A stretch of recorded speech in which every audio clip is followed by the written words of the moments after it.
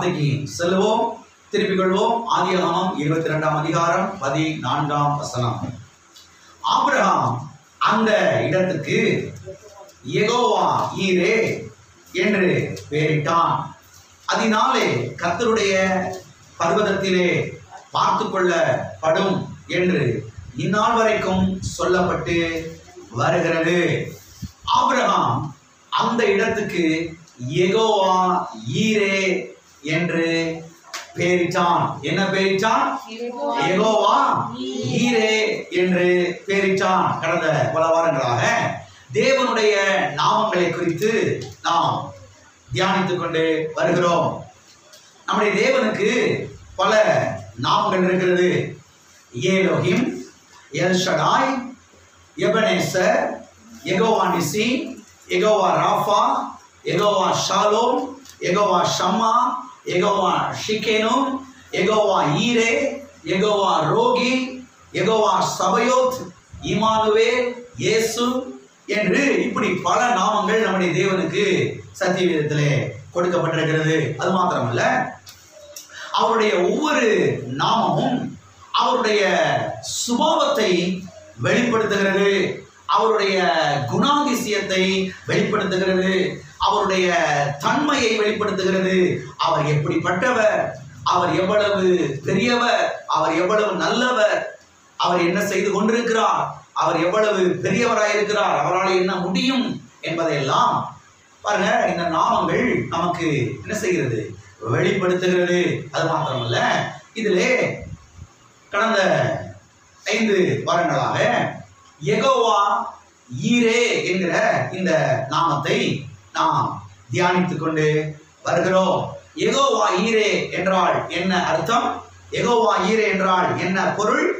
நமக்காக எல்லாவற்றையும் முன்கூட்டியே ஆயத்தம் செய்கிற தேவன் என்று அர்த்தம். நமக்காக எல்லாவற்றையும் முன்கூட்டியே, பின்கூட்டியே இல்லை, பின்னால் கிடையாது, முன்கூட்டியே எல்லாவற்றையும் அவர் ஆயத்தம் செய்கிற தேவனாயிருக்கிறார். ஆயத்தம் செய்து தயார் நிலையிலே அவர் இருக்கிறவராய் இருக்கிறார். இதுதான் அந்த நாமத்தினுடைய பொருளாகும், அர்த்தமாகும். அது மாத்திரமல்ல, இதில் அநேக காரியங்களை நாம் பார்த்தோம். குறிப்பாக சிருஷ்டிப்பிலே என்ன ஆயத்தப்படுத்தப்பட்டிருந்தது என்பதை குறித்து நாம் பார்த்தோம். ஆதாம் வருவதற்கு முன்பதாகவே, மனுக்குலம் வருவதற்கு முன்பதாகவே, மனுவருக்க வருவதற்கு முன்பதாகவே மனிதனுக்கு தேவையான எல்லாவற்றையும் கர்த்தர் செய்து விட்டார், ஆயத்தப்படுத்தி வைத்து விட்டார் என்பதை குறித்து நாம் பார்த்தோம். அதன் பிறகு ஆதாமுக்கு என்னவெல்லாம் ஆயத்தப்படுத்தப்பட்டிருந்தது என்பதை குறித்து இப்பொழுது நாம் அதை தெளிவாக ஒவ்வொன்றாக பார்த்து கொண்டு வருகிறோம். இதிலே கடந்த வாரத்திலே 2 முக்கியமான காரியத்தை நாம் பார்த்தோம். அது என்ன? யெகோவா ஈரே மனிதனுக்கு பிள்ளைகளை ஆயத்தம் பண்ணினார் என்பதை குறித்து நாம் பார்த்தோம். அதன் பிறகு யெகோவா ஈரே ஆதியிலே ஒரு குடும்பத்தை அவர் ஆயத்தம் பண்ணினார் என்பதை குறித்து நாம் பார்த்தோம். தேவன் குடும்பத்தை குறித்து அக்கறை உள்ள தேவனாய் இருக்கிறார். தேவன் குடும்பத்தை குறித்து கரிசனை உள்ள தேவனாய் இருக்கிறார். குடும்பம் என்பது தேவனுக்கு மிகவும் பிடித்த ஒன்று. எனவேதான் தேவன் ஆதியிலே ஒரு குடும்பத்தை என்ன செய்தார்? அவர் உண்டாக்கினார் என்பதை குறித்து நாம் பார்த்தோம். அது மாத்திரமல்ல, இதை தொடர்ந்து இன்றைக்கு இன்னும் சில காரியங்களை பார்த்துவிட்டு அடுத்த வாரத்தில் இன்னொரு நாமத்தை குறித்து நாம் தியானிக்க போகிறோம். ஓகே, இதை தொடர்ந்து இன்றைக்கு இன்னும் சில காரியங்களை நாம் பார்ப்போம். யெகோவா ஈரே ஆதாமுக்கு நீடிய ஆயுளை ஆயத்தம் பண்ணினார் என்று சத்தியவேதத்திலே நாம் பார்க்கிறோம். ஆதாமுக்கு கர்த்தர் எதை ஆயத்தப்படுத்தினார்? நீடிய ஆயுள், தீர்க்காயுசு. தீர்க்காயுசு, நீடிய ஆயுள். நீடிய ஆயுளை தேவன் ஆதாமுக்கு ஆயத்தம் பண்ணினார். வாசிப்போம். ஆதியாகமம் 5ஆம் அதிகாரம் 5வது வசனம். ஆதாம் உயிரோடு இருந்த நாளெல்லாம் 930 வருஷம் அவன் மரித்தான். இங்கே நாம் பார்க்கிறோம், ஆதாம் உயிரோடு இருந்த நாளெல்லாம் 930 வருஷம். அடே அப்பா, இன்னைக்கு 90 வயசை தாண்டதே வண்டி புரு புரு புருனது போக மாட்டேங்குது. 90 வயசு ஆயிடுச்சுல அப்படின்னு இருப்பாங்க. இங்க அவன் ஒருத்தர் 930 வருஷத்தை அவன் என்ன செஞ்சுட்டான், ரீச் பண்ணிட்டான். 930 வருஷம் ஆதாம் என்ன செய்திருக்கிறான், உயிரோடு இருந்திருக்கிறான் என்பதை நாம் பார்க்கிறோம். அருமையானவர்களே, நீங்கள் கவனிக்க வேண்டும். இங்க நீங்க கவனிக்க வேண்டிய ஒரு விஷயம் என்னன்னா, மனுஷன் பாவத்துல விழுந்ததுக்கு பிறகு 930 வருஷம் செஞ்சிருக்கிறான், வாழ்ந்திருக்கிறான். எல்லாரும் இருக்கீங்களா? மனுஷன் பாவத்துல விழுந்ததுக்கு பிறகு 930 வருஷம் அவன் உயிரோடு என்ன செஞ்சிருக்கிறான், இருந்திருக்கிறான். பாவத்திலே விழாமல் இருந்திருந்தானா என்ன ஆயிருக்கும் யோசித்து பார்த்தீங்களா? எனவே மனிதன் சாகும்படியாக உண்டாக்கப்பட்டவன் அல்ல. நோட்ஸ் எடுக்கிறவங்க கரெக்டா எடுத்து வைங்க. மனுஷன் சாகும்படியாக உண்டாக்கப்பட்டவன் அல்ல. அவன் நித்தியமாக இந்த சரீரத்திலேயே வாழும்படியாக உண்டாக்கப்பட்டவன். மறுபடியும் சொல்லுகிறேன், கவனியுங்கள். மனிதன் சாகும்படியாக உண்டாக்கப்பட்டவன் அல்ல.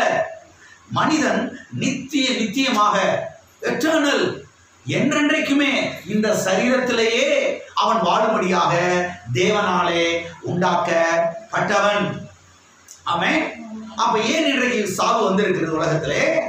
மனிதன் பாவத்திலே விழுந்ததின் விளைவாக தான் சாவு என்ன செய்திருக்கிறது, ஏற்பட்டிருக்கிறது. மனுஷன் பாவத்தில் விழுந்ததனுடைய விளைவு பல காரியங்கள் நடந்திருக்கிறது.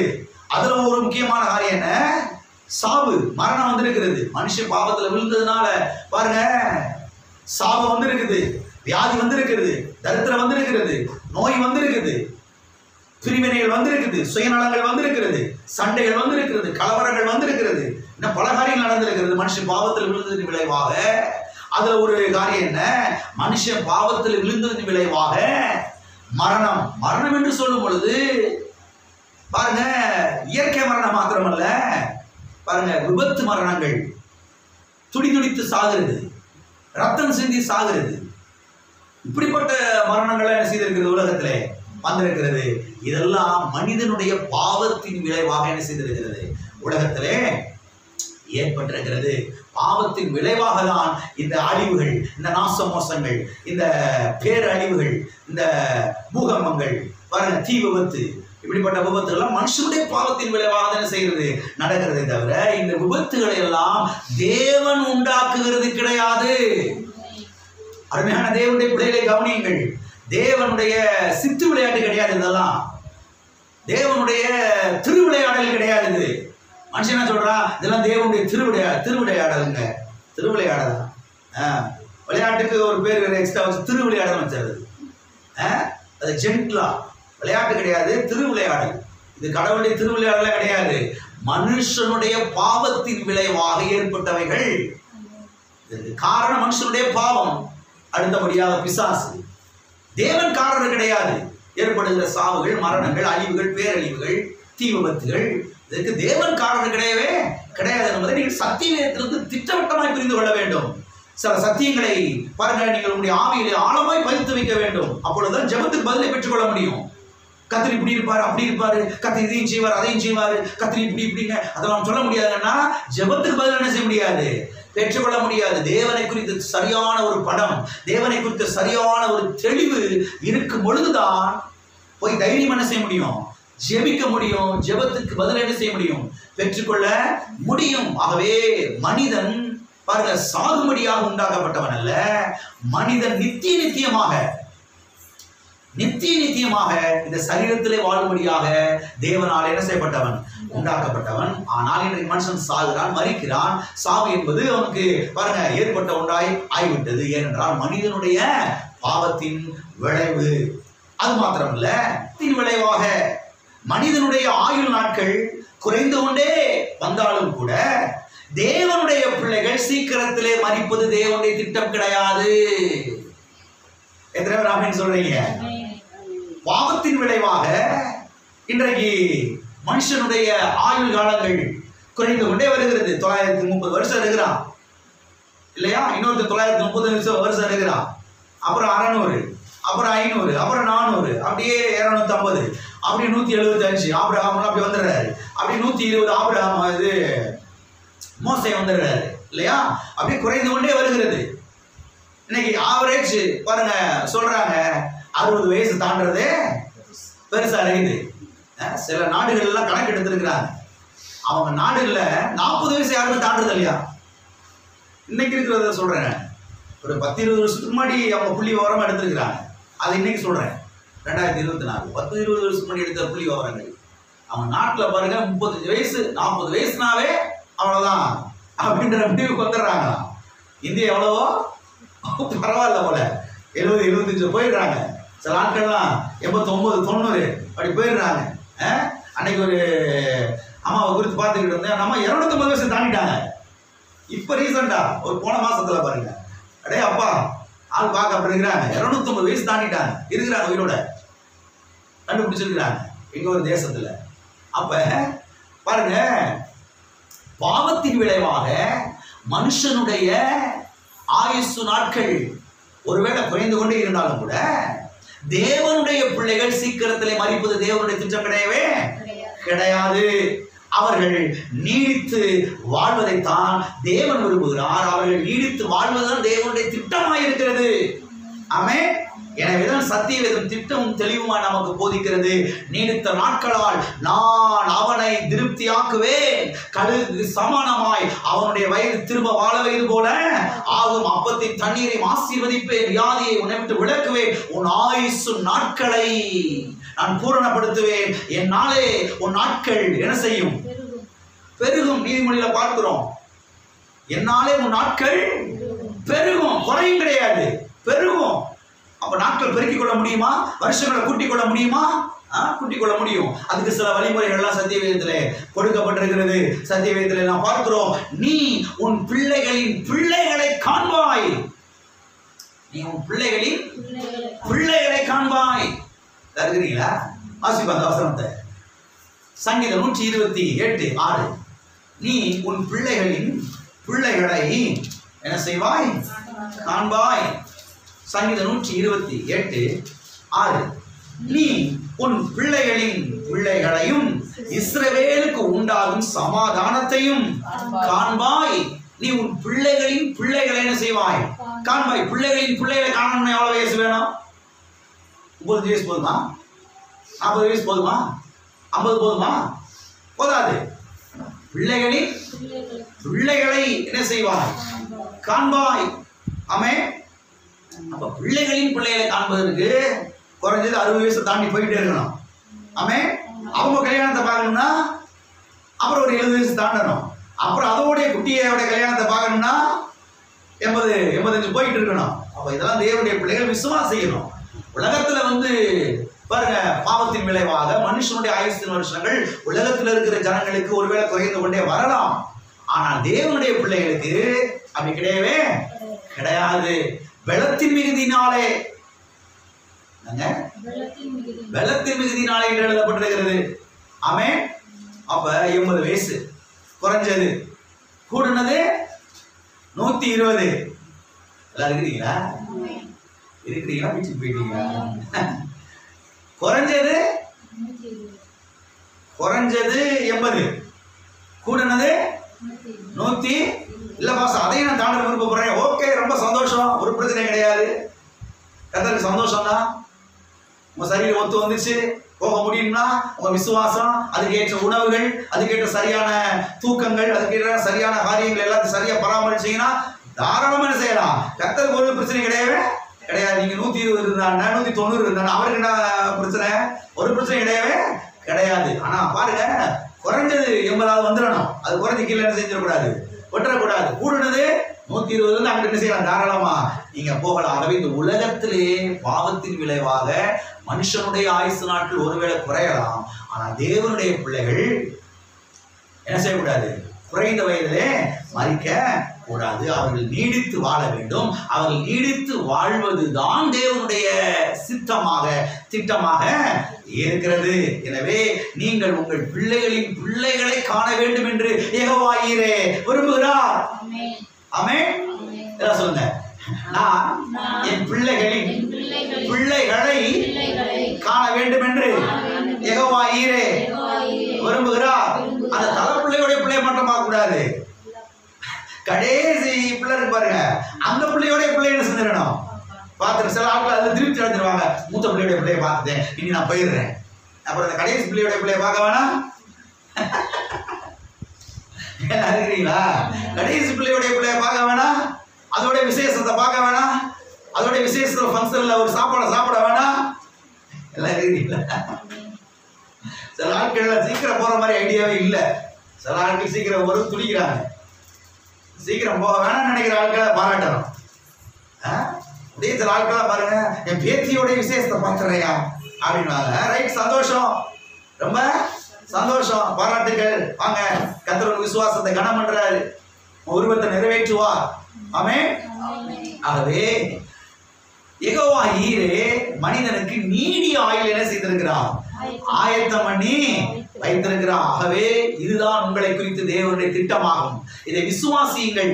இவைகள் நிச்சயமாகவே உங்களுக்கு பங்காய் என்ன செய்யும்? மாறும். ஆகவே தேவனுடைய பிள்ளைகள் சாக வேண்டும் என்று விரும்பக்கூடாது.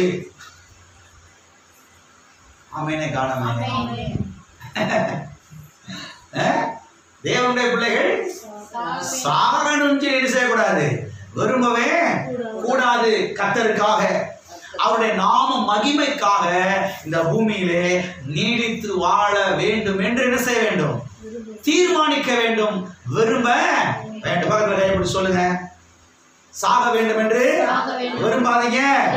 கர்த்தருக்காக, அவருடைய நாம மகிமைக்காக, அவருடைய திட்டத்துக்காக இன்னும் அநேக வருஷங்கள் பூமியிலே வாழ விரும்புங்கள், தீர்மானியுங்கள், விசுவாசியுங்கள். கர்த்தர் நிச்சயமா அதை உங்களுக்கு நிறைவேற்றி தருவார். ஆமென். அறிகிறீங்களா? துடிக்கப்படாது. ஆண்டவரே சீக்கிரம் எடுத்துக்கொள்ளும் ஐயா, நான் வந்துடுறேன்மா, ரொம்ப டென்ஷன் ஏத்துறாங்க ஆண்டவரே, ரொம்ப நம்மளை போட்டு டார்ச்சர் படுத்துறாங்க ஆண்டவரே, எப்படி போய் தொலைகிறாங்க நீங்க பயலுங்க அப்படின்னு என்ன செய்யக்கூடாது? சொல்லக்கூடாது. சொல்ல ஏற்கனவே சொன்னேன் இல்லையா, நீங்கள் பூமிக்கு உப்பா இருக்கிறீர்கள். ஆமென். உப்பு போயிடுச்சுன்னா என்ன ஆகுது? உப்பு போட்டாதானே நல்லா இருக்கும். சாம்பார்ல, கறி குழம்புல உப்பு இல்லை என்ன பண்றது? கர்த்தர் உங்களை அந்த வீட்டுக்கு உப்பால வச்சிருக்கிறாரு. நீங்க போயிட்டீங்கன்னா அந்த குடும்பம், நீங்க போயிட்டீங்கன்னா அந்த ஊர் என்ன ஆகும்? தெருவு என்ன ஆகும்? அந்த பட்டணம் என்ன ஆகும்? அந்த கிராமம் என்ன ஆகும்? அவ கர்த்தர் உங்களை வச்சிருக்கிறதுடைய நோக்கம் என்ன? உப்பா இருப்பதற்காக, ஆமென், சுவை கொடுப்பதற்காக, ஒளி வீசுவதற்காக, இயேசு நாமத்தை மகிமைப்படுத்துவதற்காக. ஆமென். ஆகவே நீடிய ஆயுளை யெகோவா ஈரே நமக்கு என்ன செய்திருக்கிறார்? ஆயத்தம் பண்ணி வைத்திருக்கிறார். ஓகே, இன்னொரு காரியத்தை பார்ப்போம். யெகோவா ஈரே ஆதாமுக்கு குடியிருப்பின் எல்லையை ஆயத்தம் பண்ணினார் என்று சத்திய வேதத்திலே நாம் பார்க்கிறோம். எதை ஆயத்தம் பண்ணினார்? குடியிருப்பின் எல்லையை அவர் ஆயத்தம் பண்ணினார். வாசிப்போம். ஆதியாகமம் 2ஆம் அதிகாரம் 8வது வசனம். தேவனாகிய கர்த்தர் கிழக்கே ஏதேன் என்னும் ஒரு தோட்டத்தை உண்டாக்கி தாம் உருவாக்கின மனுஷனை அதிலே வைத்தார். தேவனாகிய கர்த்தர் கிழக்கே, எந்த பகுதியிலே? கிழக்கேனா கிழக்க, மேற்கேனா மேற்கதா? கிழக்கே ஏதேன் என்னும் ஒரு தோட்டத்தை உண்டாக்கி, மேற்கே அல்ல கிழக்கே என்று இங்கே சொல்லப்பட்டிருக்கிறது. அப்ப தேவனாகிய கர்த்தர் என்ன பண்றாரு? கிழக்கு பகுதியில ஏதேன் தோட்டத்தை உண்டாக்கி அதுல கொண்டு போய் ஆதாம் ஏவாள் என்ன செய்யறாரு? வைக்கிறாரு. எனவே பெரிய தோட்டம், அதுதான் ஆதாமுக்கு ஏவாளுக்கும் வீடு, அதுதான் ஆதாமுக்கு ஏவாளுக்கும் இருக்கக்கூடிய குடியிருப்பின் எல்கை, குடியிருப்பின் எல்கை. ஆகவே ஆதாமுக்கு மாத்திரமல்ல, இந்த உலகத்தில் இருக்கக்கூடிய எல்லா ஜனங்களுக்கும் குடியிருப்பின் எல்லையை கர்த்தர் என்ன செய்திருக்கிறார்? ஏற்படுத்தி வைத்திருக்கிறார். இந்த மக்களுக்கு இந்த எல்லை, இந்த மக்களுக்கு இந்த எல்லை, இந்த மக்கள் இந்த பகுதியில் இருக்கணும், இந்த மக்கள் இந்த பகுதியில் இருக்கணும்னு சொல்லி கர்த்தர் பாருங்க குடியிருப்பின் எல்லையை அவர் முன்கூட்டி என்ன செய்தாராம்? ஆயத்தம் பண்ணினாராம். வாசிப்போம். அப்போஸ்தலர் நடபடிகள் 17வது அதிகாரம் 26வது வசனம். மனுஷ ஜாதியான சகல ஜனங்களையும் அவர் ஒரே கரத்தினாலே தோன்ற பண்ணி பூமியின் மீது எங்கும் குடியிருக்க செய்து முன் தீர்மானிக்கப்பட்ட காலங்களையும் அவர்கள் குடியிருப்பின் எல்லைகளையும் குறித்திருக்கிறார். அவர்கள் குடியிருப்பின் எல்லைகளையும் அவர் என்ன செய்திருக்கிறார்? குறித்திருக்கிறார். இந்த மக்களுக்கு இந்த எல்கை வரைக்கும், இந்த மக்களுக்கு இந்த எல்கை வரைக்கும், அந்த மக்களுக்கு அந்த எல்கை வரைக்கும். எவ்வளவு அழகாய் கர்த்தர் செஞ்சிருக்கிறார் பாருங்க. ஆச்சரியமா இருக்குது, ஆச்சரியமா இருக்குது. இந்த பாபேல் கோபுரம் கட்டும் போது பாருங்க, அவங்களுக்குள்ள ஒரு பெரிய இது என்னது, ஆதியாகமம் 11ல நாம் பூமியின் மீது எங்கும் சிதறி போய்விடக்கூடாது. தேவனுடைய திட்டத்துக்கு ஆப்போசிட்டா நிக்கிறான் பாருங்க. தேவனுடைய திட்டத்துக்கு ஆப்போசிட்டா நிக்கிறான். தேவனுடைய திட்டம் என்ன? எல்லா மக்களும் சிதறி பூமி முழுவதும் என்ன செய்யணும்? போய் பழுகி பெருகணும். அப்ப பழுகி பெருக வேண்டும் என்கிற அந்த திட்டத்துக்கு இவன் எதிரா நிக்கிறான். அதனாலதான் கர்த்தர் என்ன செஞ்சாருங்க? பாசையில தாறுமாறு ஆக்கி விட்டு எல்லாருக்கும் சிதற பண்ணிட்டாரு. பத்தியாயா, கர்த்தர் இப்படிலாம் பண்ணலாமாயா? கர்த்தர் இப்படி சிதற பண்ணலாமா? நல்ல ஒற்றுமையா இருந்தாங்க.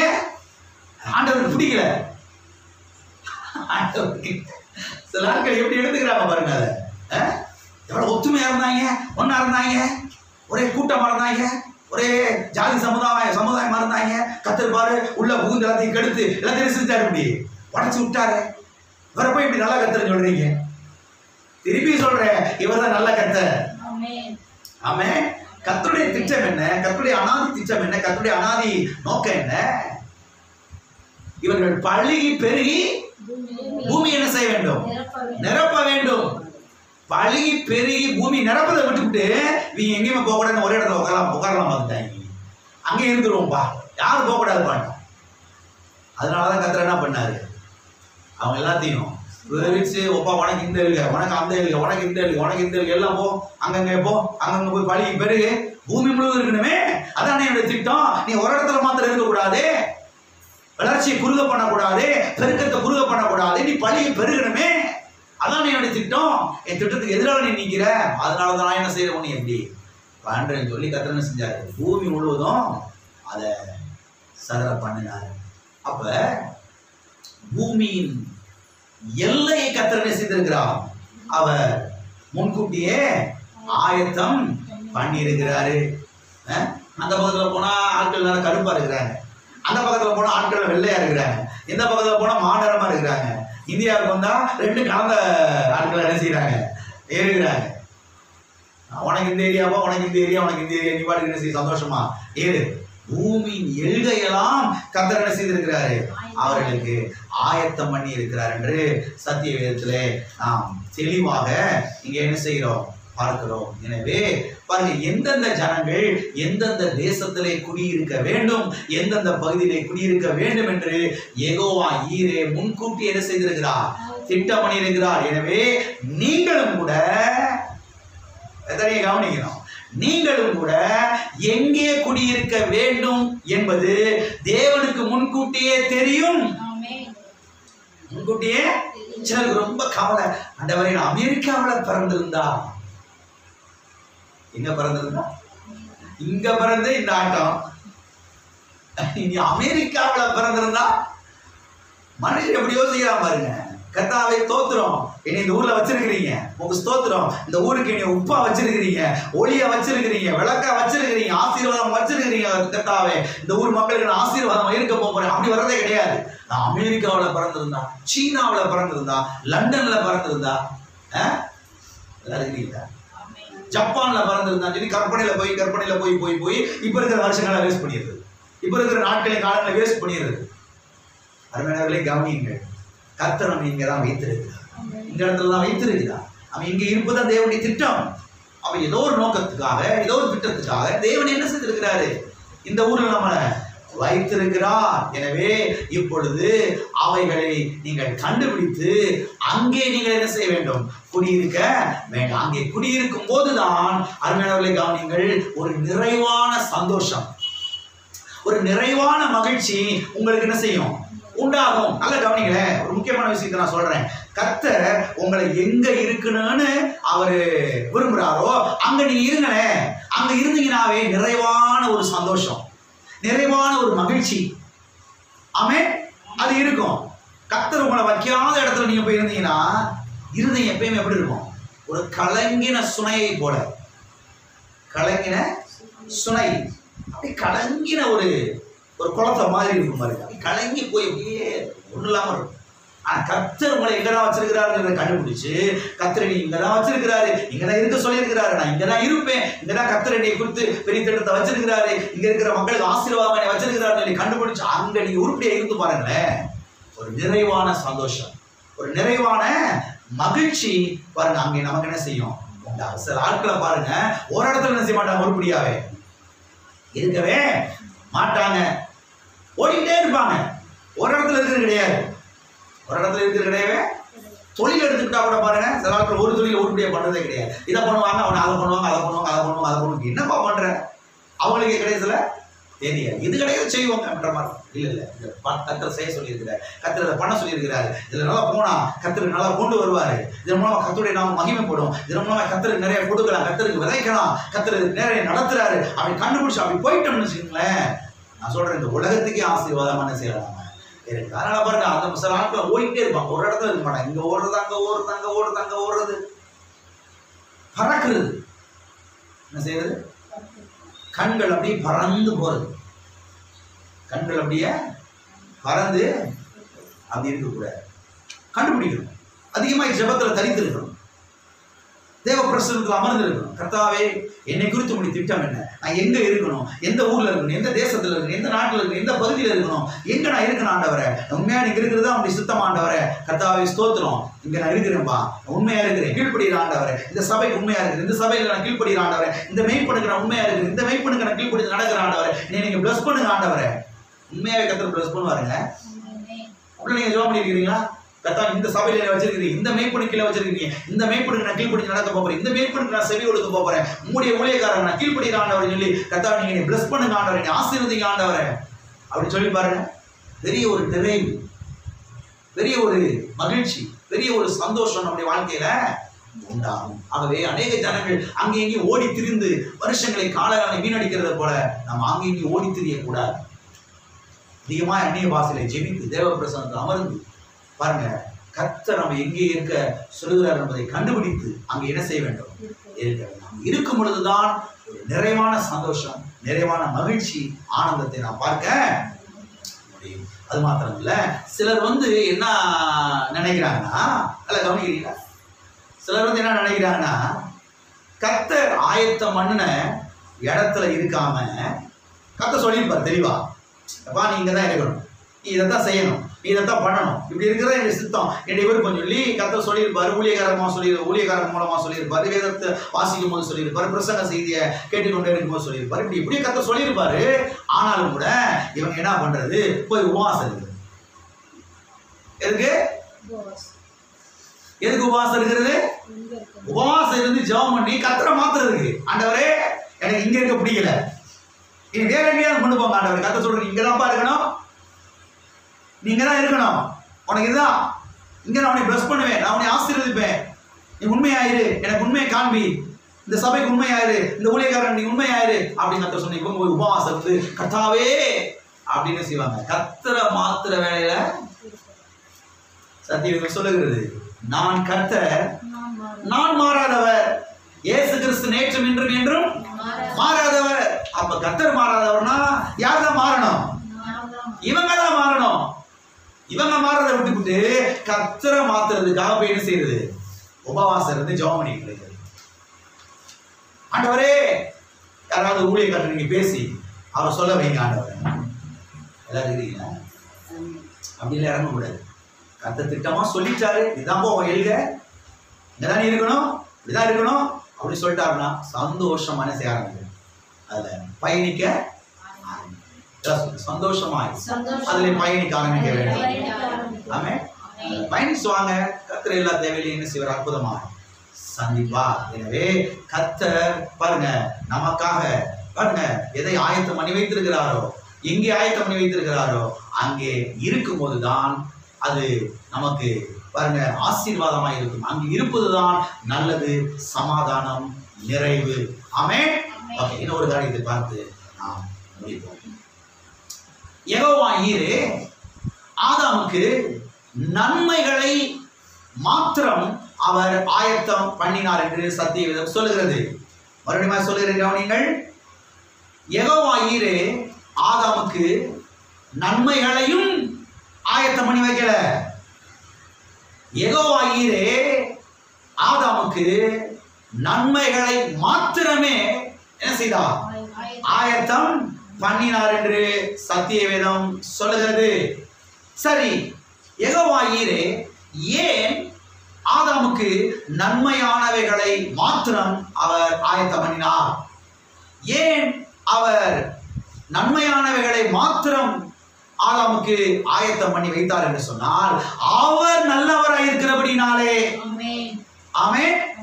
அவர் நல்லவராய் இருக்கிறபடினாலே தான் ஆதாமுக்கு கர்த்தர் நன்மையானவைகளை மாத்திரம் என்ன செய்தார்? ஆயத்தம் பண்ணினார். அவர் நல்லவராய் இருக்கிறபடினாலே. ஆமென். அவர் நல்லவராய் இருக்கிறபடினாலே நல்லவைகளை மாத்திரம், நன்மையானவைகளை மாத்திரம் என்ன செய்தார்? அவர் ஆயத்தம் பண்ணினார். அப்புறம் எப்படி பாஸ்டர் இவ்வளவு தீமை, இவ்வளவு தீமை, இவ்வளவு வியாதி, இவ்வளவு சாபங்கள், இவ்வளவு அது இது நடந்துட்டு கிடக்குது, என்ன காரணம் அப்படின்னா சத்தியவேதம் முதல் சொல்லுகிறது, மனுஷனுடைய பாவத்தின் விளைவாகத்தான் இன்றைக்கு இவ்வளவு தீமைகள். ஆமென். மனுஷன் பாவத்துல விழுகிறதுக்கு முன்னதாக கொசெல்லாம் கடிக்கல, கொசு என்ன செய்யல.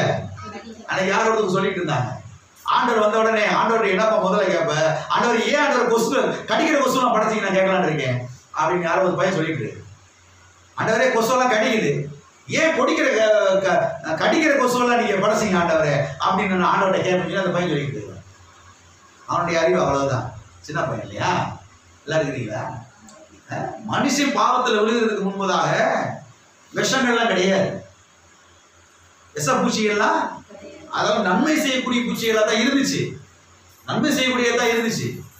ஆனா மனுஷன் பாவத்தில் விழுந்ததுக்கு பிறகு எல்லா தீமைகளாக என்ன செய்து விட்டது? மாறிவிட்டது. ஆனால் ஒன்று மாத்திரம் மாறவில்லை, நல்ல கர்த்தர் மாத்திரம் மாறவில்லை. ஆமென். எல்லாம் மாறிச்சுங்க, எல்லாம் மாறிடுச்சு. ஆனா நல்ல கர்த்தர் மாத்திரம் மாறல. அவர் இன்றைக்கும் நன்மை செய்கிறவராய் தான் இருக்கிறார், நன்மை செய்கிறவராய் சுற்றி திரிகிறார். தேவரீர் நல்லவரும் நன்மை செய்கிறவருமாய் இருக்கிறீர். கர்த்தர் நல்லவர் என்பதை ருசித்து பாருங்கள், கர்த்தர் தயவு உள்ளவர் என்பதை ருசித்து பாருங்கள். ஆமென். மனுஷன் பாவத்தில் விழுந்துட்டான், மனுஷன் பாவத்தில் விழுந்தது விளைவாக பாருங்க ஏராளம் தீமைகள் வைத்து விட்டது. ஆனால் கர்த்தர் மாத்திரம் என்ன செய்யல? மாறவே மாறல. எதுல மாறல? நன்மை செய்கிறதிலே மாறவில்லை, சுகத்தை கொடுக்கிறதிலே அவர் மாறவில்லை, ஆசீர்வாதத்தை கொடுக்கிறதிலே அவர் மாறவில்லை. ஆகவே ஏன் ஆதாமுக்கு தேவன் இவ்வளவு நன்மையான காரியங்களை மாத்திரம் அவர் படைத்தார் என்றால், அவர் நல்லவராய் இருக்கிறபடினாலே தான் நன்மையானவர்கள் என்ன செய்தார்? படைத்தார். ஆமென். ஆதியாகமத்துல வாசிக்க போறோம். 1ஆம் அதிகாரத்தை திருப்பிக் கொள்ளுங்கள். 7 முறை சொல்லப்பட்டிருக்கிறது. 6 நாட்கள் படைக்கிறார். அங்க ஒவ்வொரு நாளும் கர்த்தர் படைத்தார். அதை குறித்து அங்கே நாம் பார்க்கிறோம். ஒவ்வொரு வசனமாய் நாம் வாசிக்கலாம். ஆதியாகமம் 1ஆம் அதிகாரம் 4ஆம் வசனம். வெளிச்சம் நல்லது என்று தேவன் கண்டார், வெளிச்சத்தையும் இருளையும் தேவன் வெவ்வேறாக பிரித்தார். வெளிச்சம் நல்லது என்று தேவன் கண்டார், நல்லது என்று கண்டார். அப்ப வெளிச்சம் நல்லது, கர்த்தர் நல்லதுதானே செய்யறாரு, படைத்திருக்கிறார். வாசிப்போம் 10ஆம் வசனம். ஆதியாகமம் 1:10. தேவன் வெட்டாந்தரைக்கு பூமி என்றும் சேர்ந்த ஜலத்துக்கு சமுத்திரம் என்றும் பெயரிட்டார். தேவன் அது நல்லது என்று கண்டார். தேவன் நல்லது என்று அதை கண்டார். இப்ப 12ஆம் வசனத்தை வாசிப்போம். பூமியானது புல்லையும் தங்கள் தங்கள் ஜாதிகளின்படியே விதையை பிறப்பிக்கும் பூண்டுகளையும் தங்கள் தங்கள் ஜாதிகளின்படியே தங்களில் தங்கள் விதையை உடைய கனிகளை கொடுக்கும் விருட்சங்களையும் முளைப்பித்தது. தேவன் அது நல்லது என்று கண்டார். தேவன் அது நல்லது என்று கண்டார். 18ஆம் வசனத்தை வாசிப்போம். பகலையும் இரவையும் ஆளவும் வெளிச்சத்துக்கு இருளுக்கும் வித்தியாசம் உண்டாக்கவும் தேவன் அவைகளை வானம் என்கிற ஆகாய விரிவிலே வைத்தார். தேவன் அது நல்லது என்று கண்டார். தேவன் அது நல்லது என்று கண்டார். இப்பொழுது 21ஆம் வசனத்தை வாசிப்போம். தேவன் மகா மச்சங்களையும் ஜலத்தில் தங்கள் ஜாதியின்படியே திரளாய் ஜனிப்பிக்கப்பட்ட சகலவித நீர்வாழும் ஜந்துக்களையும் சிறகுள்ள ஜாதி ஜாதியான சகலவித பட்சிகளையும் சிருஷ்டித்தார். தேவன் அது நல்லது என்று கண்டார். இப்பொழுது 25ஆம் வசனத்தை வாசிப்போம். தேவன் பூமியில் உள்ள ஜாதி ஜாதியான காட்டு மிருகங்களையும் ஜாதி ஜாதியான நாட்டு மிருகங்களையும் பூமியில் ஊரும் பிராணிகள் எல்லாவற்றையும் உண்டாக்கினார். தேவன் அது நல்லது என்று கண்டார். தேவன் அது நல்லது என்று கண்டார். 6 நாட்களும் பாருங்க, ஒன்னு ஒன்னா படைச்சிட்டே வர எல்லாம் நல்லது என்று கண்டார், நல்லது என்று கண்டார், நல்லது என்று கண்டார், நல்லது என்று கண்டார். ஏன் இத்தனை முறை எழுதி வைக்கணும்? கர்த்தர் நல்லது என்று கண்டார், நல்லது என்று கண்டார். ஏன் இத்தனை முறை எழுதி வைக்கணும் தெரியுமா? ஒரு முறை நீ பார்க்க தவறிட்டாலும் அடுத்த முறை நீ பார்த்திரணும் கர்த்தர் நல்லவர் என்பதை. ஆமென். கர்த்தர் நல்லவர் என்பதை ஒரு முறை பார்க்க தவறிவிட்டால் அடுத்த முறை நீ பார்த்திரணும். அதனாலதான் இத்தனை முறை கர்த்தர் செய்திருக்கிறாரு, எழுதி வைத்திருக்கிறார். ஆமென். நம்முடைய தேவன் நல்ல தேவனாயிருக்கிறார். நம்முடைய தேவன் நன்மையானவைகளை மாத்திரம் உண்டாக்குகிற தேவனாயிருக்கிறார். நம்முடைய தேவன் நன்மையானவைகளை மாத்திரம் ஆயத்தம் பண்ணுகிற தேவனாய் இருக்கிறார். எல்லாத்தையும் கர்த்தர் சிருஷ்டித்தார். 1வது நாள், 2வது நாள், 3வது நாள், 4வது நாள், 5வது நாள், 6வது நாள், கடைசியா கர்த்தர் யாரை படைக்கிறாரு? யார? மனுஷனா படைக்கிறாரு. ஆதாம் ஏவாளை உண்டாக்குறாரு. ஆதாம் ஏவாளை உண்டாக்கிட்டு இப்ப கடைசி என்ன தெரியுமா சொல்றாரு? வாசிப்போம் 31வது வசனத்தை. ஆதியாகமம் 1:31. அப்பொழுது தேவன் தாம் உண்டாக்கின எல்லாவற்றையும் பார்த்தார், அது மிகவும் நன்றாயிருந்தது. சாயங்காலமும் விடியற்காலமும் ஆகி 6ஆம் நாள் ஆயிற்று. அது மிகவும் நன்றாயிருந்தது. எல்லாம் சொல்லுங்க, அது மிகவும் நன்றாயிருந்தது. ஆமென். எப்படி இருந்தது? அது மிகவும் நன்றாய் இருந்தது. எல்லாவற்றையும் பார்க்கிறார் கர்த்தர். ஒரு தீமை கூட அங்க இல்ல. அதான் நீங்க கவனிக்கணும். எல்லாவற்றையும் பார்க்கிறார். சிருஷ்டித்து எல்லாவற்றையும் அப்படியே ஒரு பார்வை பார்க்கிறார், ஒரு விசிட் பண்றார். பார்த்தா ஒரு தீமை கூட அங்க கிடையவே கிடையாது. எல்லாம் நல்லது என்று இருக்கின்றார்.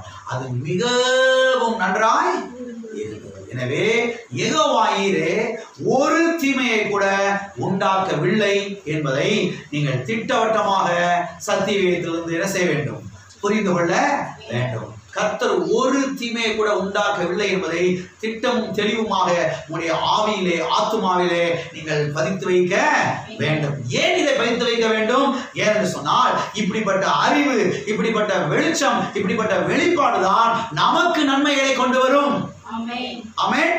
இப்படிப்பட்ட வெளிப்பாடுதான் நமக்கும் நம்முடைய பிள்ளைகளுக்கும் நம்முடைய சந்ததிக்கும் என்ன செய்யும்? நன்மைகளை கொண்டு வரும். ஏன் இந்த வெளிப்பாடை பெற்றுக்கொள்ள வேண்டும்? கர்த்தர் ஒரு தீமை கூட உண்டாக்கவில்லை, கர்த்தர் எல்லாவற்றையும் நன்மையாய் படைத்தார், நன்மைகளை அவர் ஆயத்தம் பண்ணினார் என்கிற வெளிப்பாடை ஏன் பெற்றுக்கொள்ள வேண்டும்? ஏனென்று சொன்னால் இந்த வெளிப்பாடை நாம் பெற்றுக்கொள்ளும் பொழுதுதான் முதலாவது நமக்கு நன்மை வரும், பிறகு நம்முடைய பிள்ளைகளுக்கு நன்மை வரும், நம்முடைய பேர பிள்ளைகளுக்கு நன்மை வரும், நம்முடைய சந்ததியார்களுக்கு நன்மை வரும். ஆகவே கர்த்தர் ஆதாமுக்கு மாத்திரமல்ல, கர்த்தர் நமக்கும் நன்மையானவை என்ன செய்திருக்கிறார்? ஆயத்தம் பண்ணி வைத்திருக்கிறார். அது மாத்திரமல்ல, பாவத்தின் விளைவாக பாருங்க பூமியிலே தீமைகள் வந்தது என்பதை நாம் சத்தியத்திலே நாம் பார்க்கிறோம். இந்த தீமையை ஆண்டவராய் இயேசு கிறிஸ்து கல்வாரி சிலுவையில் என்ன செய்து கொண்டார்? ஏற்றுக்கொண்டார். நம்முடைய தீமையை எல்லாம் ஆண்டவர் ஏற்றுக்கொண்டார். நம்முடைய தீமையை எல்லாம் இயேசு சுமந்து தீர்த்தார். அவருடைய நன்மைகளை எல்லாம் கர்த்தர் நமக்கு என்ன செய்திருக்கிறார்? கொடுத்திருக்கிறார். இதை தேவனுடைய பிள்ளைகள் விசுவாசிக்க வேண்டும். தேவனுடைய பிள்ளைகள் விசுவாசிக்க வேண்டும். பாவத்தின் விளைவாக உலகத்தில் தீமைகள் இருக்கலாம். ஆனா நமக்கு தீமை கிடையவே கிடையாது. எல்லா தீமையும் ஆண்டவராய் இயேசு கிறிஸ்து கல்வாரி சிலுவையிலே சுமந்து தீர்த்துட்டாரு. இப்ப கர்த்தர் கல்வாரி சிலுவையின் மூலமாக நமக்கு நன்மைகளை என்ன செய்திருக்கிறார்?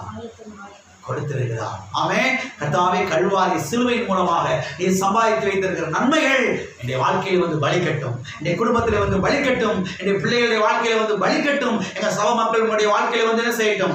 பலிக்கட்டும் என்று விசுவாசிக்க வேண்டும், ஜெபிக்க வேண்டும், அதில் உறுதியாய் நிற்க வேண்டும். ஆமென். எல்லாரும் எழுப்பி நிற்போம், ஜெபிப்போம். எல்லாரும் கர்த்தரை ஸ்தோத்திரம். தகப்பனே, நன்றி செலுத்துகிறோம் ஆண்டவரே. எங்களுக்கு நன்மை ஆயத்தம் பண்ணி வைத்திருக்கிறீர்கள், எங்களுக்கு நீடிய ஆயத்தம் பண்ணி வைத்திருக்கிறீர்களா. நாங்கள் குறைந்த வயதிலே மரிப்பது உடைய சுத்தம் அல்ல, நாங்கள் தீர்க்காயுசாய் வாழ்வதுதான் உடைய சுத்தம்.